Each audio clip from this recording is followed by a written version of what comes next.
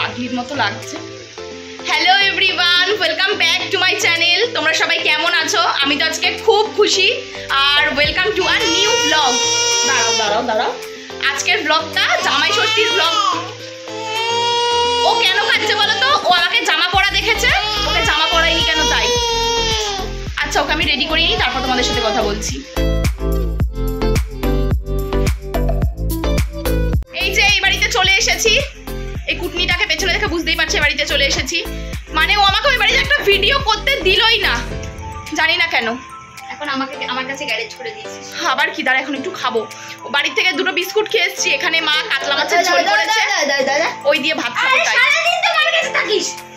তো রান্নাঘরে চলে এসেছি। মা আজকে ভীষণ ব্যস্ত, মানে মার কথা বলারই টাইম নেই। জামাইদের জন্য বিভিন্ন রকম রান্না করছে, তাই না?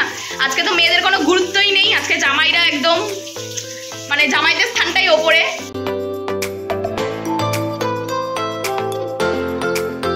কোনো কাজ তো করি না, রান্নাঘরে এসে শুধু ডিস্টার্ব করি। আর আমার দিদিরা কি রে এখনো আসছে না। আর আমার বর তো আমাকে দিয়ে চলে গেছে। ও একেবারে দুপুরবেলা স্নান টান করে একেবারে সব মিষ্টি, মানে জামাইরা যা যা আনে সব নিয়ে দুপুরবেলা আসবে। খাওয়ার সাথে সম্পর্ক তাই শুধু খেতে আসবে। এই সপ্তাহে 2 বার করে আসে শ্বশুর বাড়ি। তোর বরের মতো নাকি শুধু খাই খাই খাই খাই? ইলিশ মাছ নিজে রান্না করে নিজেই আবার প্রশংসা করছে, হু হা করছে খেয়ে। এটা হচ্ছে আমাদের আসল রূপ। আইফোনে সবসময় আসল রূপ উঠে যায়। আর তুই কি দিয়ে শুট করিস? ওপো। তোর ফোনটার নাম কি বল? ওপো। আর আমি ভিভো, মানে সেটাতে একদম নায়িকা দেখায়, আর আইফোনে পুরো রিয়েল লুকটা দেখিয়ে দেয়। দেখো আমাদের রিয়েল লুক। আমাদের কতটা কনফিডেন্স বলতো, আমরা উইদাউট মেকআপ এরকম ফিল্টার ছাড়া ক্যামেরার সামনে এসেছি। আমার চোখের তলায় কালি পড়ে গেছে। আমার দেখ। আরে ভাই, আমি ছেলে সামলাই, তুই কি করিস? আমি বসে বসে খাস। টেনশন করি। ওকে নিয়ে এক্ষুনি দিদিরা আসবে। এই যে ফোন করলো যে এই তো ঢুকছি, তাই জন্য রাস্তায় বেরিয়েছি একটু ভিডিও করবো বলে ওদের। আর কতদিন গুলটুকে দেখি না।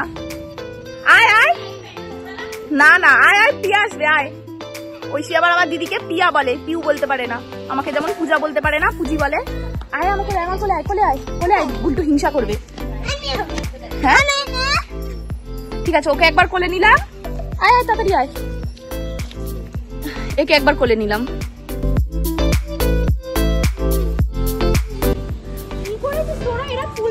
ও মাই গড, দিদি একটা ছবি তুলে দেবো। হ্যাঁ, কি সুন্দর লাগছে। জিজু, তোমাকে আরেকবার বিয়ে দেওয়া যাবে। নমস্কার নমস্কার জামাই।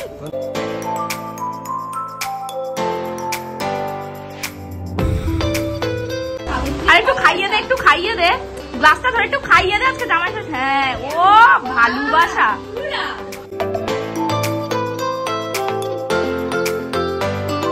আমরা সব ক্যামেরা নিয়ে রেডি, পুরো ব্লগার ফ্যামিলি।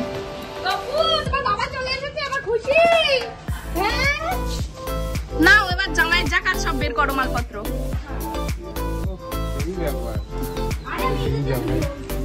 দীপকে তো প্রয়োজনে অপ্রয়োজনে শ্বশুর বাড়িতে মাঝে মাঝেই আসতে হয়, আর জিজুর সেরকম আশা হয় না, তাই দুই জামাই একসাথে হয়ে কত কিছু গল্প করছে।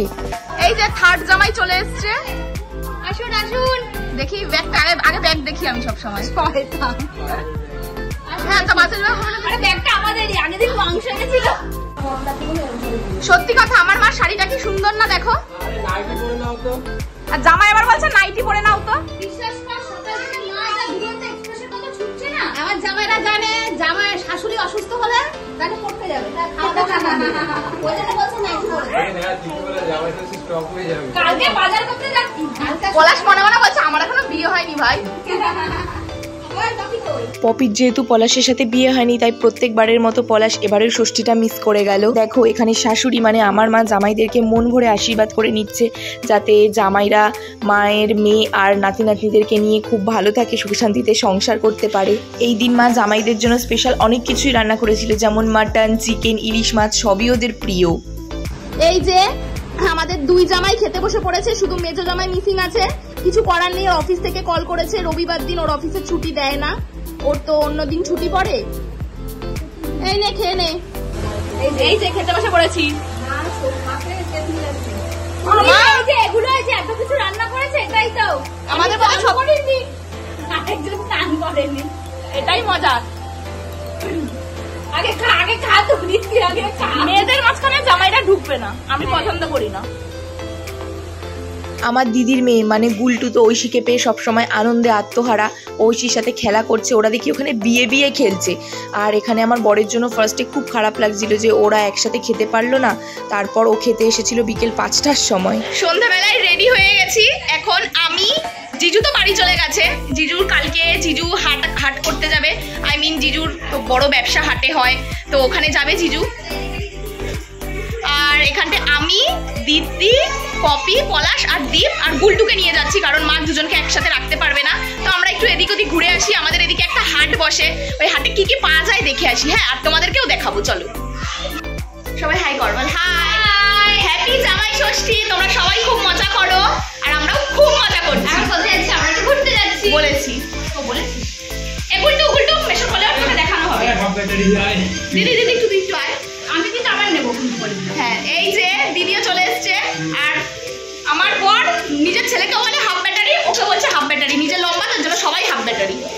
আমরা সবাই ঘুরে বাড়ি চলে এসেছি। এই যে আমি এখন লিপস্টিকটাও তুলিনি, ওখানে গিয়ে কোনো ভিডিও করতে পারিনি। একটা হাট মতো ছিল, ওই হাটে গেছিলাম, ওখানে এত ভিড় ছিল মানে ক্যামেরা অনই করতে পারি না। আর সেরকম কিছু কিনিনি, আমি একটা ব্লাউজ কিনেছি ওখান থেকে, বেশ ভালো কালেকশন ছিল, যতই হাট হোক দারুণ জিনিস পাওয়া যাচ্ছিল, তাই আমি একটা ব্লাউজ কিনেছি। পপি একটা কুর্তি চুড়িদার কিনেছে, আর হচ্ছে দিদি একটা শাড়ি কিনেছে, তোমাদেরকে পরে দেখাবো। হ্যাঁ, এই যে বোন এই 3 পিসটা কিনেছে, এটা 3 পিস প্যান্ট না, খুলেছি খুলছি না, মানে খুলতে বারণ করছে, খুললে আবার গোটাতে হবে, যা গরম লাগছে। এইটা কিনেছে, আর এই যে কুর্তিটা কিনেছে, এটা হচ্ছে কুর্তি সিঙ্গেল, খুব সুন্দর। আর এই যে দিদি এই শাড়িটা কিনেছে, কি বলছে বলিউড স্টাইল আলিয়া ভাট শাড়ি, জানি না কি, এখানে তো দেখাচ্ছে আলিয়া ভাটই পরে আছে। সত্যি শাড়িটা অসাধারণ লেগেছে, হ্যাঁ, তাই জন্য কিনে নিয়েছে দিদি শাড়িটা। আর এই যে দিদি একটা বেড কভার কিনেছে দিদি বাড়ির জন্য। আমার ব্লাউজ, এবার আমার ব্লাউজটা দেখাই, আমার এত সুন্দর লেগেছে ব্লাউজটা, এর জন্য কিনে নিয়েছি। দেখো কি সুন্দর না ব্লাউজটা, একদম সিম্পল, হাতাতে হালকা কাজ করা আর পুরো বডিতে স্টোনের কাজ করা, দারুণ লাগছে। আজকের ব্লগটা এখানেই এন্ড করছি, দেখা হবে নেক্সট কোনো ব্লগে। ততক্ষণ তোমরা ভালো থেকো, সুস্থ থেকো। আর আমি এখন ওই ঘরে যাই, ওই ঘরে প্রচন্ড চেঁচামেচি করছে, বাচ্চা থাকলে একসাথে যা হয়, মানে একসাথে অনেক কটা বাচ্চা থাকলে যা হয়। তো টাটা, পরের ব্লগে দেখা হবে।